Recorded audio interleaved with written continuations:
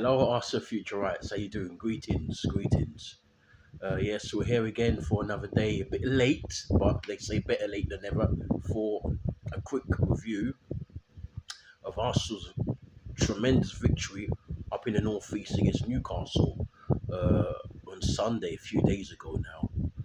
It was a tremendous 2-1 victory, and takes us second in the table. We're now on 13 points, 2 points behind Liverpool. And Liverpool lost the day before against Crystal Palace at Selhurst Park in London. And so that was so nice and so fitting that one of our ex-players, Eddie Nketiah, scored the winning goal for Crystal Palace deep into injury time for Crystal Palace for their 2-1 win also against Liverpool. Remember when this, could call it podcast, I said when I was doing the preview of the Arsenal game up at Newcastle, I think it was last week, Friday, Saturday, I said I fancy both teams to win. That's Liverpool and Arsenal. Well, I got one of them right. Arsenal did win, but Liverpool didn't win. But anyway, Crystal Palace remain the last unbeaten side in the Premier League. I can't believe that. After it's only 6 games. Glasner's doing a wonderful job. And I personally think that Glasner should be the next Manchester United manager. I really think they should get rid of Amarin. It's nothing to do with me. And if they want to go places, I think Glasner is the man to take them forward. Not saying he'll win a league, but he'll definitely get them at least challenging for at least the top 6, and maybe eventually top 4. Winning a league might be a different matter altogether. That's gonna have to go to a bigger manager. But we're not here to talk about Manchester United. We're here to talk about Arsenal, of course, our beloved football club.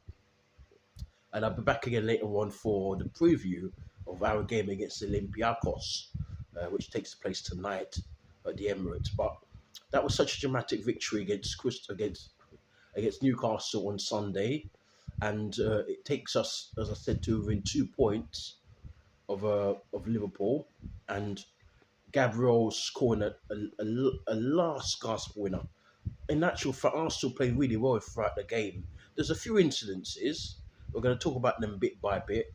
But Gabriel, that dramatic, and he's so good, Gabriel. He's like a beast. He's like a monster from set pieces. He scored a number of goals for us like that, from set pieces, crosses and corners.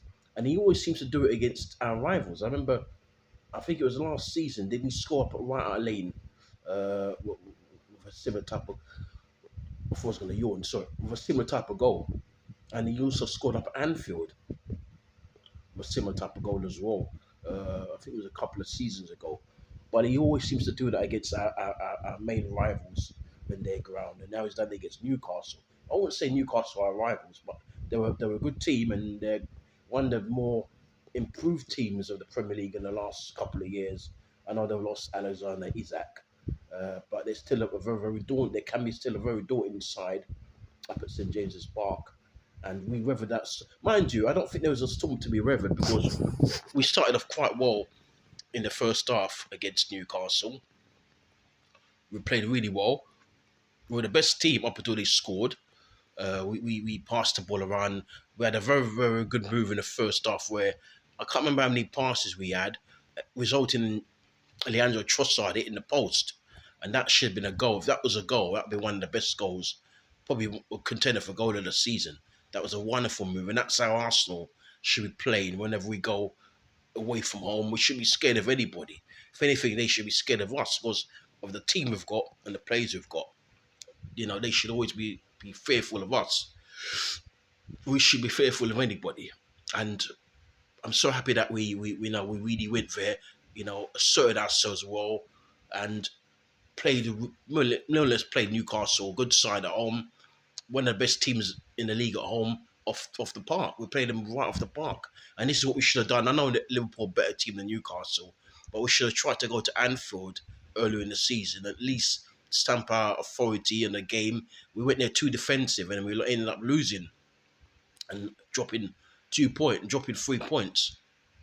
But this time, against Newcastle, we really took the game to them. Don't forget, if you're new around there, smash a like on the video, because it helps us. helps the out in YouTube. I know the algorithms at YouTube are becoming a changing and all type of nonsense, but smash a like because it helps the channel to grow, and of course subscribe to the channel. Yeah, please if you can. It'd be very nice if you can. We want you to subscribe because we've got such great content coming up. We've had great content in the past. This is our, I think, our 201st video. So, we do work hard. We do put the graft in. And of course, please leave your comments down below as well. And if you can share the videos, we'll be so appreciative. And don't forget, this still stands. When we get to 1,000 subscribers, we'll be giving away a couple of prizes for those of you. We was going to limit it to the UK, but we're going to make it worldwide. So we're going to give her a couple of prizes, Arsenal related as well. They're going to be Arsenal related, and so whoever wins, we're going to set a competition, and then whoever wins the competition, two lucky winners when we get to 1,000. That's only when we get to 1,000 subscribers. So hopefully that's an incentive for you to subscribe, because you who wins that wonderful exclusive prize that we're going to hand out when we get to 1,000 subscribers. So we're going to carry on with the continuation of the review, and we should have had a penalty, Arsenal, in the first half, and Cockers, who played well without scoring, went round the keeper, went round Nick Pope, who made some splendid saves in that first half. Literally went round and he got brought down as he was going to go around him. In normal circumstances, in years gone by, before VAR, that would have been a nail-on penalty. That would have been a penalty for Arsenal. But because of VAR, what's happened is VAR have kind of like, the referee, the VAR has interrupted the game. I think when VAR first came out, I thought it would help a lot of decisions to be ironed out. But it seems like the referees are abusing it. They don't know how to use it properly. And what they're doing when a decision looks like it needs to be made, yeah, they go to the VAR and they over elaborate. And I think there's also people, referees, ex-referees who are behind VAR, who've got beefs with certain clubs when they used to referee themselves, are becoming very, very what we call biased towards certain clubs. And Arsenal are getting the brunt of it. Arsenal don't get many decisions. I also noticed even Man City, and there's even smaller clubs down the division, smaller than Man City, like Wolves, for example. I remember that incident of Wolves a couple of years ago when they should have had a major decision went against them. So it's not just Arsenal. Yes, we know that we don't always get favourable decisions, and I'm not using that as an excuse, but there's also certain other clubs in the league that don't get decisions that they should get. And Anfield, Liverpool, the decision you'll make at Anfield, you're not going to get that decision anywhere else. Even Crystal Palace and against Liverpool on Saturday, there was an handball by Salah and it was overlooked, and so they still won. That never disrupted them, and that's what we did when we went up to Newcastle. They never allowed that penalty to get to us. I think in years gone by, we would have allowed that penalty to get to us and we would have ended up losing that game. But thankfully, we stood up to the challenge. We were the better team anyway. They scored against the runner play. I can't pronounce his name. The German giraffe. I'm saying that with respect. The German giraffe. Can't pronounce his name. You know who I'm talking about. I can't pronounce his name. I'm so sorry. But he scored a goal for Newcastle. I think he scored in about 33 minutes. So it was about 12 minutes before half time. And then after they scored, we went into our shows a bit, probably for the first time in a half. And then half time came and we came out. He took on Mascara, Arteta did, because Mascara looked a bit nervous. He gave away 2 loose balls and he got taken off. But I hope that doesn't go against him because he's been excellent when he has come in, when he has deputised for William Saliba this season. He's come in and he's looked quite good. He looked quite good at Anfield when the Saliba came off after only 15 minutes when he got injured. And he's looked quite good elsewhere. And I'm hoping that he plays tonight against Olympiacos because he should be dropped. He's been excellent. And he looks like a sip at only £15 million. Amazing. But anyway, they scored first and then half time came, second half came, Saliba came on to form that lethal centre back partnership with Gabriel, the hero of the match. And then set piece came in. We played well in in the second half. Odegaard came on, the captain. Remember him, Martin Odegaard? He came on and started balling. He put some through balls through, and then he was part of the reason why we scored. We scored that equaliser. Mika Mourinho. You know, now some people are saying that you never know. Mika Mourinho might start playing as a forward for us, and he might drop uh, Victor Gokores and start playing Mourinho as a false nine, because Mourinho has that maddest touch in front of the goal. I mean, he's not really from us. He doesn't play well for us in midfield like he does for Spain. But when he plays up, when we do play him up front like we did last season, we scored a few crucial goals for us. He seems to make the difference. But anybody in their right mind will know that Victor Gokores is a striker and a supreme striker. Mourinho is mostly a bench player. He seems to come off the bench and make a difference. So it'll always be, for me, Victor Gokores, who's the elite striker for us. And he should always play up front. Some are even saying that when Kai Havertz gets fit again, he'll dislodge Victor Gokores and start playing up front. I hope that doesn't happen, because even though he's mobile, Victor Gokres knows where the goal is. And he's starting to get used to playing for Arsenal. You can see how he played against Newcastle on Sunday, how how he's started to get in tune with how the ball is going to come to him. And he actually put a shift in as well. Not just only up there to get the goals, to get the touches, but he actually dropped deep, picked the ball up, played other people in, and he started to widen and add more strings to his bow, add more strings to his game, and more elements to his game. And he's only played 7 games for us this season. So he's still at the early stages of his Arsenal experience. But hopefully by the time Christmas comes, God willing, we're going to see some differences. Hopefully by then he will have scored a number of goals more for us. I personally think Victor Gokres will get about 25 goals for us this season, maybe in all competitions. Not maybe in the league, but in all competitions. So we scored. Mourinho equalised. Back to the game again. I'm drifting, but I'd like to let you know, cram everything into 15 minutes.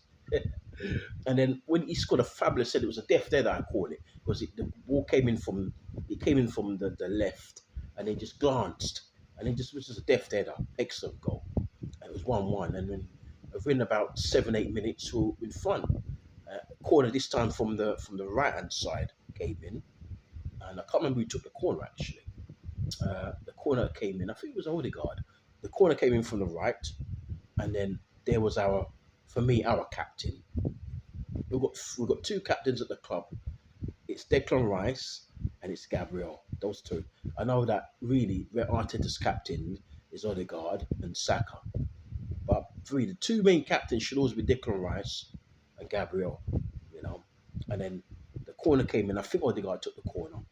Corner came in, and then there was Big Gabriel, Big Gabby as we call him, and our fan base. Big Gabby scoring a fantastic header, as he does quite so often for Arsenal.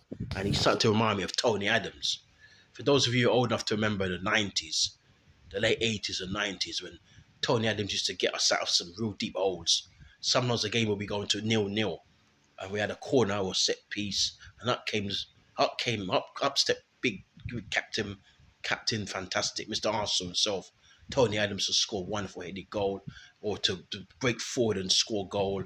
He always used to get us out of holes, And Gabriel is starting to really remind me of the Captain Marvel, Tony Adams, Mr. Arsenal himself. And so that's 2-1 to Arsenal, and then the fan base is elated. We're happy. We're a happy bunch now. It was a good win. We should have scored. We should have won the game maybe 3 or 4-1, because a real clinical side would have won that game 3 or 4-1. I can imagine if this was the Invincibles, this would have been maybe a whitewash. This could have been a 4 or 5-0 game, maybe even a 6-0 game. I can imagine Thierry ripping into Newcastle, probably scoring a hat-trick. DB10 probably would have scored a couple as well, Pires and others. But this isn't the Invincibles. This is a good side, but it's not the Invincibles. But we won 2-1. I'm so happy that we're back after being 1-0 down. We should have had a penalty and maybe that penalty would have been scored. We would have gone on to win by maybe a cricket score, because that would have been a catalyst for us to go in and win comprehensively, emphatically. And so I'm so happy that we got the win, and then we go off to West Ham where we play them on Saturday. And so we're going to be coming back, as you know, to do a preview of that match, lineups and everything, and look out for that preview. Probably coming on Friday, which is tomorrow now. And so later on, we're going to come back with another preview of the game tonight against Olympiacos. And this has just been a review of Arsenal winning 2-1 up at St James's Park. Newcastle 1, Arsenal 2. Don't forget to subscribe to the channel. As I keep saying, got to keep reminding. Subscribe, please. You know what to do. Just click the subscribe button down below the video. Just click on that, and then you subscribe. You don't have to pay a penny to subscribe. It's free of charge. So just please subscribe if you can, and like the videos for more content like this. We're always going to be doing content. Don't worry. We don't stop doing content. We stopped for 8 months because of, as I mentioned, I'm not going to keep going over it, but we had some illnesses in our team, and they're still recovering as we talk. They're long-term illnesses, but they'll get better. But it's been a long road to recovery, and so because that was short staff, and then that's why sometimes we don't see any thumbnails. But we're going to work on the thumbnails. Don't worry, and they're coming, and other things, great things are coming to this channel, And so far, thank you for those of you who have supported us. Thank you so much. There's a lot more things to come, and we're going to talk about that another time. When the international break comes, we're going to talk about that. We're going to do some different videos and so on about the channel, about the club, and so on. So you take care, and and we'll speak to you soon. And keep enjoying Arsenal at the moment, because you know what this club is like. Sometimes they let us down. So for the time being, everybody's backing us to win the title. I'm still skeptical. I'm still going for Manchester City to win the title, and maybe Liverpool to finish second. But we'll see how it goes. I'm not confident yet, but when I'm confident, you guys will know, because I'll come in here and talk about it. Yeah? Take care. Thanks for your support. Keep subscribing, keep liking, keep commenting, keep sharing. Adios.